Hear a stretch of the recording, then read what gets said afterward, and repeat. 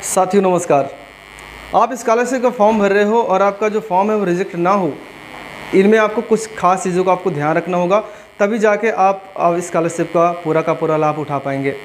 पहली बात तो आपको ध्यान रखना है कि जब आपने खाता खुलवाया था तो क्या मेरा खाता बहुत पुराना है। उसको अगर आप बहुत पुराना है तो वहाँ पे जाके आप अपना आधार कार्ड एक बार ज़रूर लिंक करवा लें। आधार कार्ड लिंक करवाने से ये हो जाएगा कि आपका जो आधार कार्ड है मैपिंग है AEPS है वो आपके अकाउंट नंबर से इनेबल कर दिया जाएगा। अब इससे क्या होगा कि आप एक QSAM आप जानते होंगे स्कीम है जिसके तहत ये कंफर्म किया जाता है कि आपका जो आधार कार्ड है वो आपके बैंक खाते से वो इनेबल कर दिया गया है। यानी कि आपके बैंक खाते में जो आपका नाम है, आपके पिता का नाम और एड्रेस है, वही सेम आपके आधार कार्ड में भी एग्जैक्ट वैसा ही है। अगर आपकी स्पेलिंग मिस्टेक भी होगी तब भी आपका आधार इनेबल पेमेंट सिस्टम ऑन नहीं होगा। उससे आपका क्या होगा, जब आधार ऑथेंटिकेशन किया जाएगा तो वहाँ पे आपका फेल कर दिया जाएगा और आप स्कॉलरशिप का कोई भी आप प्राप्त नहीं कर पाएंगे। तो आपको ये चेक कर लेना है कि हमारे खाते में AEPS सुविधा उपलब्ध है या नहीं है। अगर नहीं है तो आप उसको जाके एक बार इनेबल ज़रूर करवा लें। दूसरी बात आपको ध्यान रखना है कि एक DBT होता है, डायरेक्ट बेनिफिट ट्रांसफ़र होता है।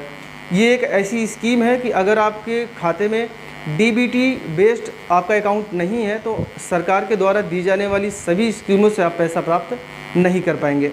इसलिए इसको 2013 में लॉन्च इसलिए किया गया था कि सरकार ने कहा कि अगर कोई भी किसी भी सरकारी स्कीम के तहत पैसा प्राप्त करना चाहता है और अकाउंट नंबर मान के चलिए गलत हो जाता है तो उसके वो जो बेनिफिशियरी होता है उसके खाते में पैसा ट्रांसफ़र नहीं किया जा सकता था। लेकिन सरकार ने DBT बेस्ड लॉन्च करने के बाद उन्होंने कहा कि अगर अकाउंट नंबर गलत भी हो जाता है तब भी आपके आधार इनेबल पेमेंट सिस्टम के जरिए यानी DBT बेस पे आपका जो पैसा है आपके खाते में ट्रांसफ़र कर दिया जाएगा। यानी कि जिस खाते में मान चलिए आपके पास 1 2 3 4 खाते हैं या फिर अन्य कोई खाता है, लेकिन आपने बैंक दूसरा दिया है और स्कॉलरशिप आपका दूसरे खाते में भी आ सकता है। इस बात को आपको विशेष ध्यान रखना है।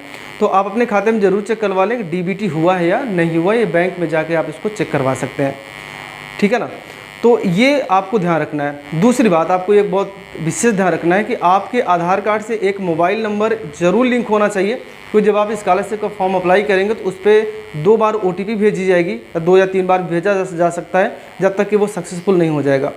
OTP भेजी जाएगी और आपका जो AEPS सुविधा है उसको अटैच किया जाएगा कि सब कुछ आपका सही है या नहीं है, ठीक है ना। तो ये चीज़ें आपको विशेष ध्यान रखना है। अब आपको कुछ आवश्यक डॉक्यूमेंट भी लगेंगे, जैसे आपका एक रंगीन फ़ोटो लगेगी, ठीक है ना। आप पिछली कक्षा की जो आपने पिछली कक्षा जो आपने पास किया हुआ है उसकी मार्कशीट लगेगी, जो जिस क्लास में आपने एडमिशन करवाया है उसकी एक फ़ीस रसीद भी आपके साथ उसमें अटैच होगा। आपकी जाति प्रमाण पत्र लगेगी, आपकी आय प्रमाण पत्र लगेगी। अगर जो कोई जनरल कैंडिडेट है तो उसका जाति प्रमाण पत्र नहीं लगेगी, उसका सिर्फ आय प्रमाण पत्र ही उसमें शामिल किया जाता है। तो ये सारी कुछ खास डॉक्यूमेंट्स हैं जो आपको अपने साथ ज़रूर रखना है। और वीडियो देखने के लिए आपका बहुत बहुत धन्यवाद। अगर आपको कोई और जानकारी चाहिए तो मुझे कमेंट बॉक्स में बताइए, हम आपकी सहायता ज़रूर करेंगे। वीडियो देखने के लिए आपका बहुत बहुत धन्यवाद। आपका दिन